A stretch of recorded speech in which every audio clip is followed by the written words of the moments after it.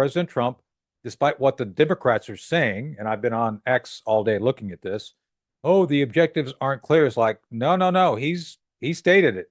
The regime change. It's like we don't have leaders who come out and just say, yeah, we're going for the whole kit and caboodle. So let's start with that, Pete.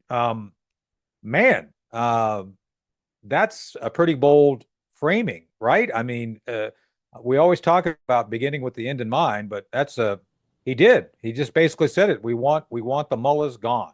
Right. So what's your initial take on that as the framing of the overall operation?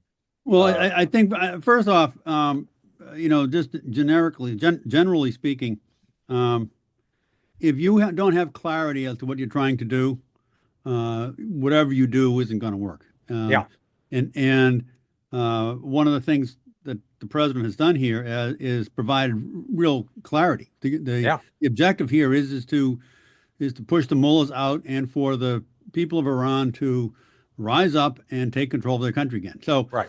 From that perspective, from the stepping back, and when you start planning something, trying to make the plan come together and be successful, a clear goal is priceless. And I've been involved in enough planning. Tony has as well.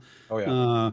We all have, where the goal isn't crystal clear, and that just makes everything difficult. So from the start, the goal is clear. Now, regime change is going to be a hard nut to crack, and there's no question about it. And the president recognizes that.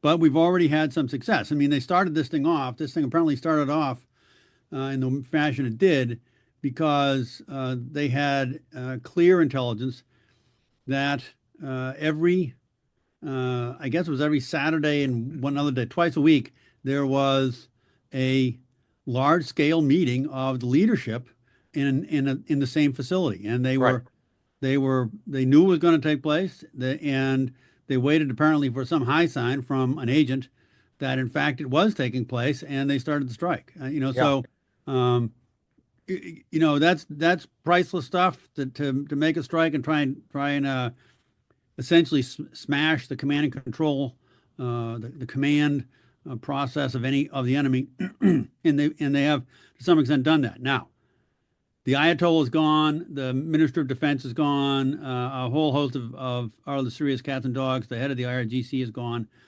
Still, other people will fill in. It's not like it's an impossibility and it'll all just disappear like vapor.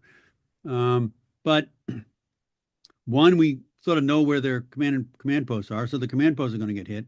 And two, we're going to keep pounding them. And we now have air control. We can move about their airspace with relative impunity, and that's going to give us the ability to have people on hand.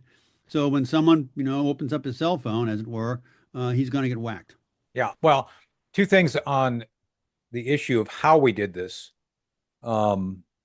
First off, it was clearly telegraphed that we were going to do it. I mean, it wasn't like they didn't know we were coming. So the fact that they didn't change their behavior was notable. It's like, gee, when you're being threatened with massive Armageddon, maybe you want to think about not meeting in the open. Just saying. Right, it's like, right. Maybe go to alternate site B. Yeah. Yeah. And I think it's